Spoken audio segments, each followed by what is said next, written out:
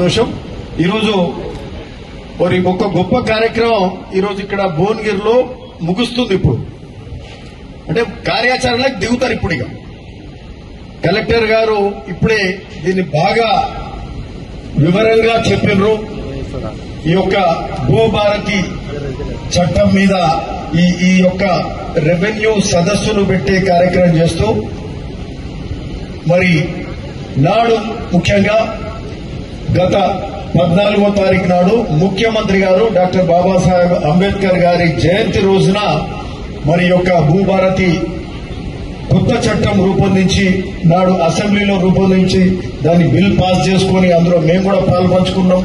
మరి ఆ యొక్క బిల్లు పాస్ అయిన బిల్లును 100 రోజుల పాటు విధి విధానాలు కూడా చేసి మరి గత 14వ తారీఖు నాడు బాబాసాహెబ్ అంబేద్కర్ జయంతి రోజున దాన్ని ఆవిష్కరించారు. రెవెన్యూ అధికారులందరినీ కూడా పిలిచి కలెక్టర్లు గాని, ఆర్డీఓలు గాని, ఎంఆర్ఓలు గాని, మరి రెవెన్యూ వ్యవస్థ అందరినీ కూడా పిలిచి ఏ విధంగా దీన్ని ప్రజలకు మేలు చేసే కార్యక్రమం, గొప్ప చట్టం చేసినాం, ప్రజలకు మేలు చేసే కార్యక్రమం చేయాలని చెప్పి ముఖ్యమంత్రి గారు నాడు మరి శిల్పకళా వేదికలో హైదరాబాద్ లో ఆవిష్కరించారు.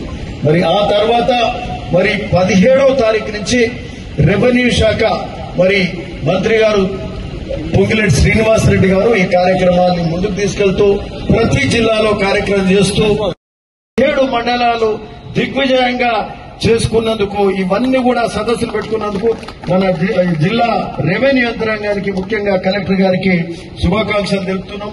చాలా సంతోషం.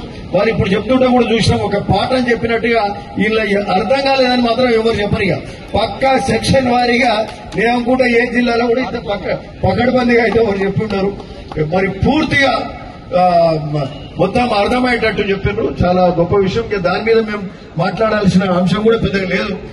సరే, అన్ని మండలాల ఒలిగొండ అయింది, పోచంపల్లి అయింది, బీబీనగర్ అయింది, ఇవాళ భువనగిరి మండలం కంప్లీట్ చేసుకున్నాం. మనకేంటంటే పెద్ద మండలాలు ఉన్నాయి, తక్కువనే మనకు ఆలేరుది పోతే 8 మండలాలు ఉన్నాయి. ఇదే జనాభాకు ఇదే ఓట్లకు. సరే, మనకు మున్సిపాలిటీలు ఎక్కువ ఉండడం. సరే, ఈ రోజు మరి ఈ యొక్క కార్యక్రమం గొప్పగా జరుగుతుంది. ఈ రెవెన్యూ సదస్సులు జరిగినాయి. ముఖ్యంగా మీ అందరికి కూడా ఇప్పుడు అధికారులు చెప్పారు, ఆర్డీఓ గారు చెప్పారు, అడిషనల్ కలెక్టర్ గారు చెప్పారు, కలెక్టర్ గారు కూడా చెప్పారు. సరే, ఇందులో మాకు తెలిసిన కాడికి ఏంటంటే, సరే ముఖ్యంగా అంటే పెద్ద విషయంగా నేను భావించేది ఏంటంటే, ఈరోజు 10 లక్షల సాదా బైనామాలు ఈ రాష్ట్రంలో ఉన్నాయి. ఇది పెండింగ్ లో ఉన్నాయి, పరిష్కరించని. అంతే కదండి, 10 లక్షల సాదా బైనామాలు పెండింగ్ ఉంటే గత 10 ఏళ్ల నుంచి పట్టించుకున్న లేరు. టీఆర్ఎస్ అసలు ఈ రోజు ఏదైతే బీఆర్ఎస్ పేరు మార్చుకుంటారో వాళ్ళు దాన్ని పట్టించుకోలే, దాని గురించి అడగలే. 2023 అక్టోబర్ ప్రాంతంలో అప్పుడు భూముల పంచాయలు, భూముల పరిష్కారాలు కాక మరి రెవెన్యూ ఆఫీసుల మీద కూడా ఒక్కొక్క దగ్గర రైతులు ఇబ్బంది పడి అధికారుల మీద కూడా మరి కోపోద్రిక్తులైన పరిస్థితులు కూడా చూసినాం. మరి అట్లాంటి పరిస్థితులలో దీపోయే ముందు అది సాదాపైన వాళ్ళు తీసుకుంటే 10 లక్షల మంది రైతులు, 10 లక్షల మంది అంటే రాష్ట్ర జనాభాలో దాదాపు 20% మంది ఉంటారు. 20% మంది మరి అంటే 50 లక్షల జనాభాకు సంబంధించిన ఈ సమస్య, దీనికి ఈరోజు సాదా బైనామాలకు ఈరోజు పరిష్కారం లభించబోతుంది ఈ భూభారతి చట్టం ద్వారా అని చెప్పడానికి నిజంగా చాలా సంతోషిస్తున్నాం. 10 ఏళ్లు బాధపడ్డారు, ఈరోజు ఆ బాధకు ఫుల్ స్టాప్ పడబోతుంది. ఇది ఈ యొక్క మరి మనకు సంబంధించిన సాదా బైనామాల మీద తప్పకుండా పరిష్కారం, ఎక్కువ శాతం పరిష్కారం అవుతుంది. ఈ సాదా బైనామాలు కూడా అంటే ఏంటన్నా పరిష్కారం కాకుండా ఎక్కడన్నా ప్రొటెస్ట్ చేసి ఆ కుటుంబాల మధ్యలో తగాదాలు ఉంటే కొంచెం ఇబ్బంది పడుతుంది. ఏడ న్యాయంగా ఉండి అంటే న్యాయంగా ఉన్నాయి కూడా చేయలే. వాడు కొనుక్కున్న భూమికి కూడా మ్యుటేషన్ చేయలే. రిజిస్ట్రేషన్ లో ల్యాండ్ కొనుక్కుంటారు, మ్యుటేషన్ కాలే.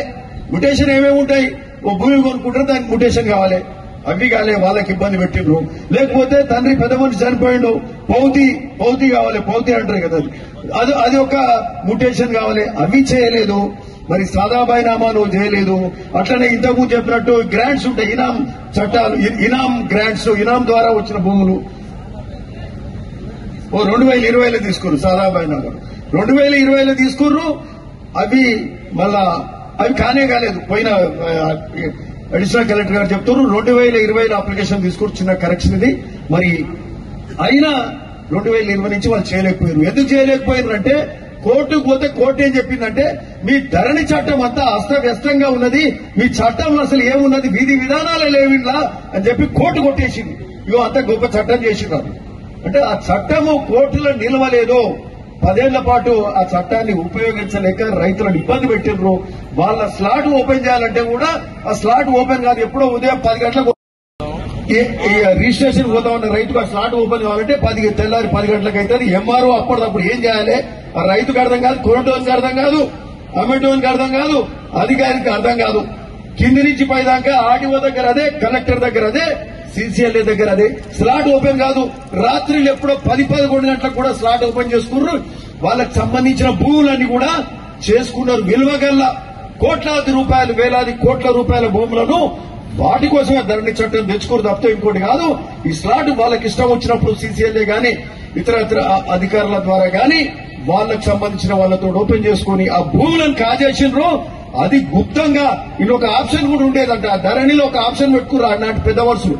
ఇది ప్రైవసీ ఆప్షన్ అని పెట్టుకున్నారు. కలెక్టర్ గారు ఉండేనా ప్రైవసీ ఆప్షన్? ప్రైవసీ ఆప్షన్ అని పెట్టుకున్నారు. ఇది అందరికీ తెలుసో తెలియదు. ఈ ధరణి చట్టంలో ప్రైవసీ ఆప్షన్ అని పెట్టుకుని ఆ ప్రైవసీ ఆప్షన్ లో వాళ్ళు కాజేసిన వాళ్ళకి అవసరానికి ఆ స్లాట్ ఓపెన్ చేసి రాత్రి 10 గంటలకు 11 గంటలకు ఓపెన్ చేసి ఆ భూమి ముటేషన్ చేసుకుని అదేం చేసేది జూన్ మాసంలో మళ్ళా ఈ పైలట్ మండలంలో తీసుకున్న అంశాలన్నీ కూడా పరిష్కరిస్తూ ఏమైనా కాంప్లైంట్స్ ఉన్నాయి, ఇంకేమైనా సరిదిద్దుకునేటివి ఉన్నాయి. ఆ సరిదిద్దుకునేటివి ఉంటే కూడా ఈ భూభారతిలో కూడా ఇంకా కూడా మార్పులు చేస్తామని రెవెన్యూ శాఖ మంత్రి చెప్పిండ్రు. అట్లాంటివన్నీ కూడా చేసుకుని మళ్ళా జూన్ మాసం నుంచి మళ్ళా ప్రతి మండలంలో ఊరు తిరిగే కార్యక్రమం చేస్తూ మరి రెవెన్యూకి సంబంధించిన ప్రతి అంశాన్ని ప్రతి ఒక్కటి కూడా పరిష్కారం చేసే కార్యక్రమం చేస్తారు అని చెప్పి ఈ సందర్భంగా చెప్తూ మరి మీ అందరికీ తెలుసు నాడు కాంగ్రెస్ హయాంలో వైఎస్ రాజశేఖర రెడ్డి గారు ఉన్నప్పుడు 3 నెలలకు ఓసారి రెవెన్యూ సదస్సులు పెట్టేది. 3 నెలలకు సదస్సు పెట్టేది. ఈ పెద్ద మనిషి వచ్చిండు ఆ రెవెన్యూ సదస్సులు మర్చిపోయాడు. అంటే కాంగ్రెస్ అంటేనే ప్రజల వంతకు వస్తారు, సదస్సులు పెడతారు, ప్రజల సమస్యలు తెలుసుకుంటారు. ఈయన వీళ్ళు వచ్చిర్రు పక్కకు పెట్టిర్రు, భూములు కాజేసే కార్యక్రమం చేసి తప్పితే ఇంకోటి కాదు అని సందర్భంగా చెప్తూ మరి ఈ రోజు మరి అట్లాంటి నాడు కాంగ్రెస్ ఏం చేసిందో ఈ రోజు అంతకంటే గొప్పగా ఇంకా బాగా చేసే కార్యక్రమం రేవంత్ రెడ్డి గారు ఈ రెవెన్యూ సదస్సులు భూభారతి చట్టం తెచ్చి రెవెన్యూ సదస్సుల ద్వారా మన తర్వాత గ్రామానికి వెళ్లి రైతుల సమస్యలు పరిష్కారం చేసే కార్యక్రమం ఈ భూభారత్ ద్వారా జరుగుతుందని కూడా చెప్తూ ఇవే కాకుండా మీ అందరికీ తెలుసు కాంగ్రెస్ పాలన వచ్చింది, ఇందిరమ్మ పాలన వచ్చింది. ఈ రోజు ఇందిరమ్మ ఇండ్లు గ్రామాలు ఇచ్చే కార్యక్రమం కూడా జరుగుతుంది. పైలట్ గ్రామాలలో ఇండ్లు ముగ్గులు పోసిర్రు, ఇండ్లు కడుతున్నారు. మిగతా గ్రామాలలో ఈ లిస్టు ఫైనల్ ఈ రోజుకు కంప్లీట్ అయిపోతుంది. రేపటికెళ్లి మరి ఫైనల్ చేయగానే ముగ్గులు పోసుకునే కార్యక్రమం కూడా ఇందిరమ్మ ఇల్లు అంతటా కూడా మొదలు పెట్టుకునే కార్యక్రమం కూడా ఇందిరమ్మ ఇల్లు మొదలవుతుంది. సన్న బియ్యం ఇచ్చే కార్యక్రమం మొదలైంది. అది కూడా గొప్పగా ప్రజలలో పోతుంది, సంతోషంగా ఉన్నారు. కొత్త రేషన్ కార్డులు 10 ఏళ్ల పాటు నాటి ప్రభుత్వం ఇయ్యలే. కేసీఆర్ టీఆర్ఎస్ బీఆర్ఎస్ ప్రభుత్వాలు ఇయ్యలే. మరి ఈ రోజు రేషన్ కార్డులు కొత్త రేషన్ కార్డులు ఇచ్చే కార్యక్రమం మొదలవుతుంది. నిన్ననే మా మిత్రుడు గానే చెప్తుండే, ఎవరు ఇక్కడ పాత్రికేయుడే ఎవరు అనిల్ ఉన్నాడా? ఉన్నాడా? నాకు రేషన్ కార్డు వచ్చింది సార్ ఈ రోజు అని చెప్తుండే. రేషన్ కార్డు వచ్చిందా? రేషన్ కార్డు లేచి మంచిగా చేయి చెప్పరాదు. రేషన్ కార్డు వచ్చింది కదా. కొత్త రేషన్ కార్డులు 10 ఏళ్లు రాలే, ఇప్పుడు వస్తున్నాయి రేషన్ కార్డులు. కనీసము అనిల్ సాక్షి టీవీ ఆయనకు కొత్త రేషన్ కార్డు వచ్చింది. రేషన్ కార్డులే కాక రేషన్ కార్డులలో ఆ కొత్త కుటుంబ సభ్యులు కొత్తగా వస్తారు. అంటే పిల్లలు పుడితే వాళ్ళ పిల్లలను కూడా చేర్చలే. కొత్త కోడలు వస్తే ఆ కొత్త కోడల పేరు చేర్చలే. 10 ఏళ్ల కాలం. ఈ రోజు ఆ పిల్లల పేరు చేస్తే వాళ్ళకు కూడా బియ్యం ఇవ్వాల్సి వస్తుందిగా. మరి అందుకోసం చేయలేదా నాకు తెలియదు. ఈ రోజు కొత్త కుటుంబ సభ్యులను అంటే కొత్తగా పుట్టిన పిల్లలను ఆ సంఖ్యను కూడా ఆ రేషన్ కార్డులో యాడ్ చేస్తున్నారు. 2 పిల్లలు పుడితే వాళ్ళ పేర్లు యాడ్ అవుతున్నాయి, కోడలు వస్తే కోడల పేరు యాడ్ అవుతుంది. వాళ్ళకు కూడా ఒక్కొక్కరికి 6 కిలోలు సన్న బియ్యం ఇచ్చే కార్యక్రమం కూడా మొదలవుతుంది. ఆల్రెడీ స్టార్ట్ అయింది. మే 1 నుంచి సన్న బియ్యం ఇస్తారు అని చెప్పి ఈ సందర్భంగా చెప్తా ఉన్నాం. సో ఈ విధంగా రేషన్ కార్డులు, సన్న బియ్యము, ఇందిరమ్మ ఇండ్లు, రాజీవ్ యువ వికాసం కూడా 6,000 కోట్లతోటి మరి చదువుకున్న యువత గాని 10, 12 ఇంటర్మీడియట్ డిగ్రీ గాని వాళ్ళకు 6,000 కోట్ల రూపాయలతోటి సబ్సిడీ కింద 60, 70%, 80, 90% సబ్సిడీ మీద 1,00,000 నుంచి 2, 3, 4 లక్షల వరకు రుణం ఇచ్చే కార్యక్రమం బ్యాంకుల ద్వారా ఇప్పిస్తూ అలా 60, 70, 80, 90% వరకు కూడా సబ్సిడీ ఇస్తూ వాళ్ళ కాళ్ళ మీద వాళ్ళు నిలబడుతూ వాళ్ళకు ఉపాధి మరి వాళ్ళ కాళ్ళ మీద వాళ్ళు నిలబడుతూ ఇంకా ఒకరిద్దరికి ఉపాధి ఇవ్వడానికి కూడా అవకాశం ఇచ్చే కార్యక్రమం రాజీవ్ యువ వికాసం కూడా మరి ఈ ఇందిరమ్మ పాలనలో రేవంత్ రెడ్డి గారు స్టార్ట్ చేస్తున్నారు. స్టార్ట్ చేసిన అప్లికేషన్ కూడా తీసుకున్నారు. అంటే ఒక్క 4 అంశాలు ఈ నెలలోనే మొదలైనవి. ఒక్క నెలలో ఇన్ని కార్యక్రమాలు మొదలైనవి. ఇవన్నీ కూడా నాటి ప్రభుత్వం ఈ రాష్ట్రాన్ని అప్పులలో ముంచిపోయింది. అప్పులలో ముంచితే కూడా మరి ఇన్ని కార్యక్రమాలు జరుగుతున్నాయి గొప్పగా.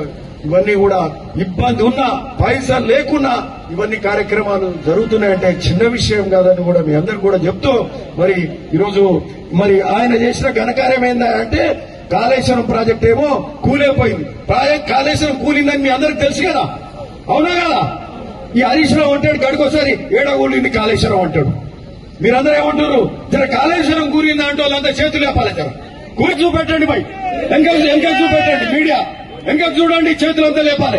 కాళేశ్వరం కూలిందని చిన్న